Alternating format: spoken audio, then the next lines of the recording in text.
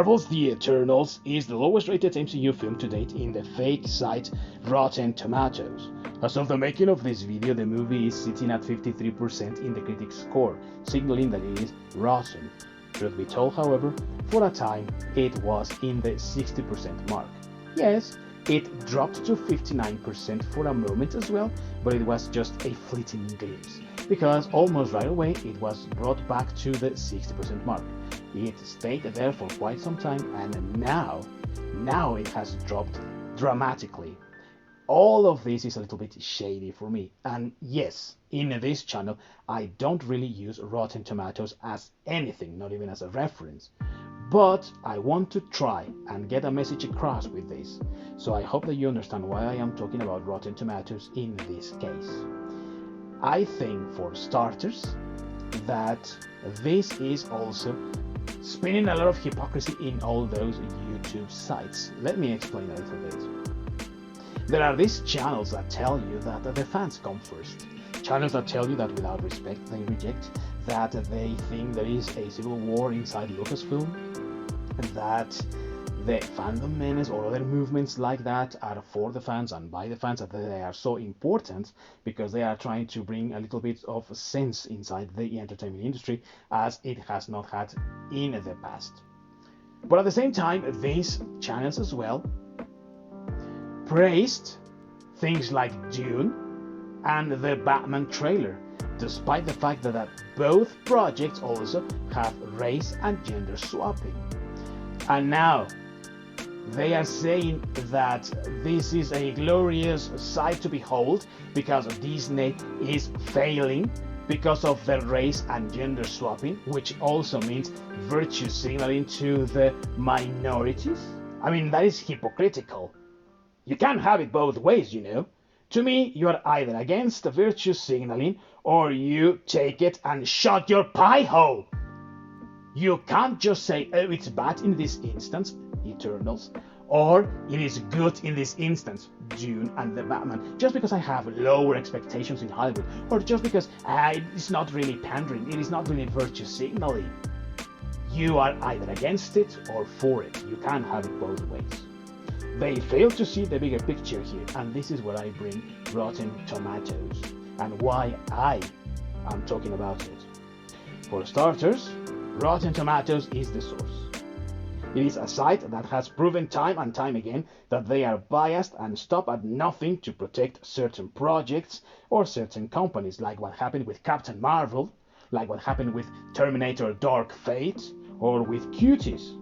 Do you really think this time they are doing this because they suddenly opened their eyes and realized the error of their ways?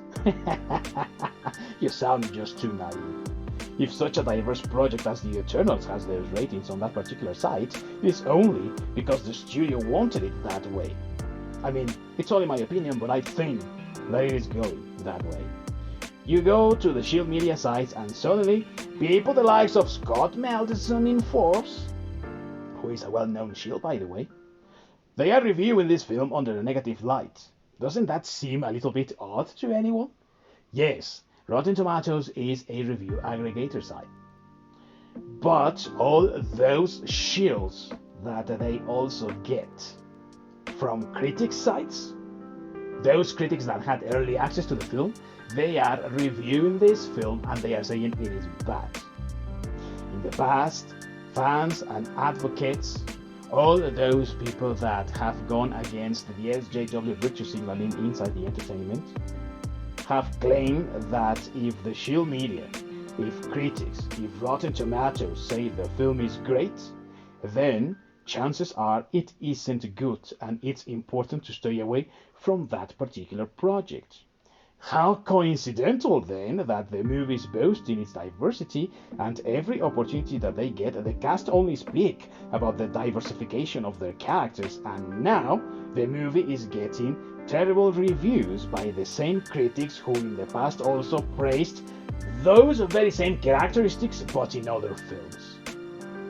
Don't you think that it sounds a little bit or an awful lot like reverse psychology? Because it sure sounds like that to me. If we tell them the thing is terrible, they'll go and watch it, of course. Why? Because we are using the reverse psychology. In the past, before, they would have just said how good it was, and people would have stayed away from it. Also, they would have tried to shame people into watching it by saying that if you didn't like this movie, if you didn't go and watch this movie, you were an missed NFL. Those tactics have ceased to have any effect in the audiences. And that is a key word.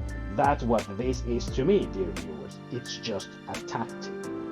So they are now giving negative reviews to this movie so that people who are a little bit wary of watching it, and also people who say, well, if the critics liked it, since they are so against us, since they are such a bunch of shills, maybe it is not a very good idea for me to go and watch it. That is what I feel is happening here. It's part of their stratagem to continue spinning the narrative and having people turn up to their movies. But all indications of the previous trailers seem to say that the movie is actually quite boring.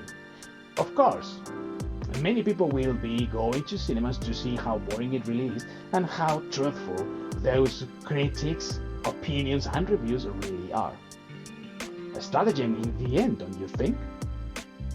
Curiously enough, with the scores it has gotten on that corrupt review aggregator website, chances are this film is Marvel's first actual failure, which will make it be remembered for that more than for all those virtue signaling check marks that they were trying to point out there and all that race and gender swapping. Interestingly enough, the movie seems banned in China as well, mainly because of some anti-Chinese government remarks by its director, Chloe Zhao. Maybe by mandating a negative review campaign of the movie, wouldn't that keep Disney in the good graces of that necessary evil that is the Chinese government for them in order to keep more money in their pockets? I mean, it also sounds to me like they are trying to distance themselves from Chloe Zhao, provided that she is a persona non grata in China and they hired her just trying to virtue signal and try to please China. You know what I hear when this is happening? I hear Disney just saying, we know we blew it by hiring this woman. We thought you'd like it. We thought we were doing right. But you see, we are now against her. We don't care about her. We have nothing to do with her and we want to get rid of her as much as we can. Can we still be lovers? Please don't leave me. Please don't leave me alone. It's actually quite possible that they are trying to distance themselves from this thing so that they have China again with them and that China stops banning their movies. In any case, one thing is certain. Those fans who saw this movie and they said it was a festival of boredom and I don't care about it seem to be right, really. It does look like it is a boring show. It does look like even the critics didn't like it. Unfortunately, many will flood the cinemas to go and see for themselves how good or how bad it really is. And you know what? That's fine. One cannot trust in others' opinions anymore and needs to find out for oneself. That is true. But the fact still remains that this continues helping Disney in pandering even more for the minorities that don't even buy their comics, go to their films, or buy their merchandise. And when they do it in clearance or through other different means. My recommendation, and it is only that, is to stay away from this and not even give it the time of day. But not everyone thinks in the same way, so we can only hope it draws zero attention or as low attention as it can get. As always, and this is only my opinion, but of course I always want to know yours, so please write down below in the comments what you think about this development in the Eternals movie. Also, let me know if you are planning on watching this movie, if you think that it is a flop or that it is going to fail, or if you are not interested in this movie, let me know anything about this movie down below in the comments. Until next time, everyone, peace out.